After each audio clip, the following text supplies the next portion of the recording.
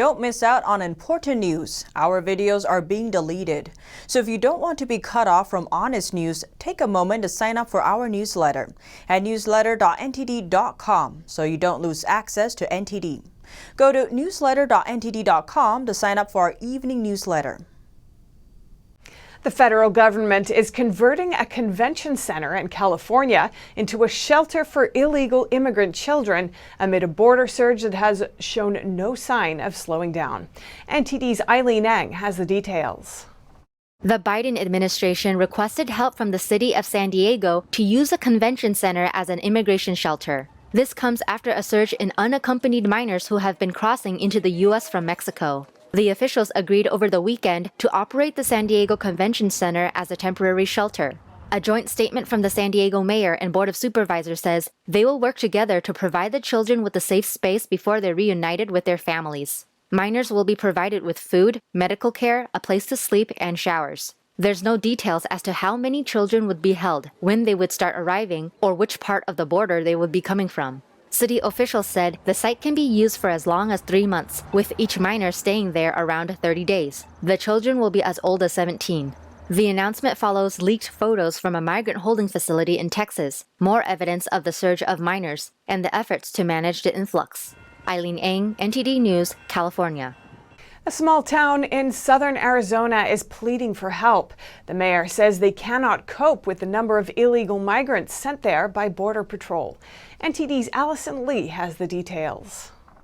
The mayor of Gila Bend in Maricopa County, Arizona, says he is declaring a state of emergency over the migrant crisis in his town, and he is blaming the Biden administration for sending busloads of illegal immigrants there.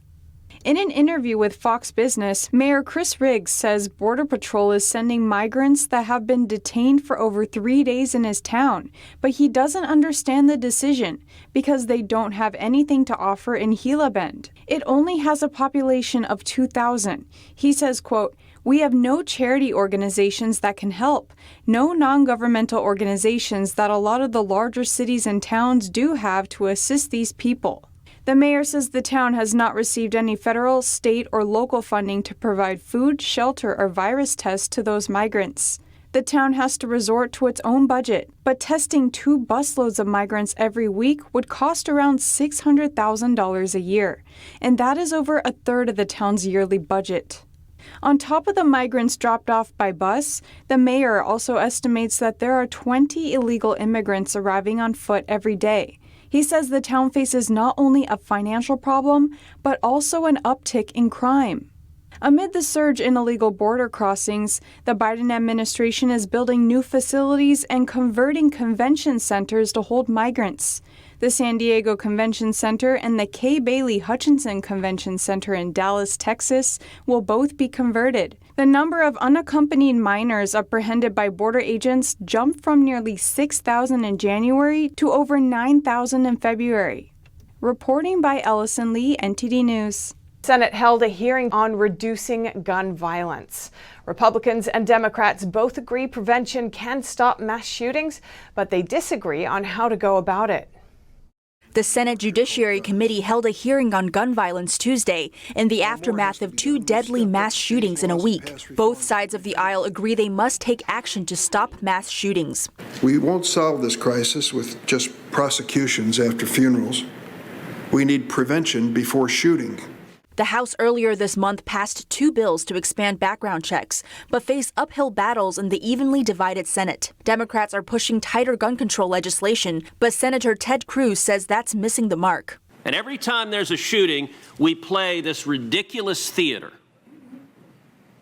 where this committee gets together and proposes a bunch of laws that would do nothing to stop these murders.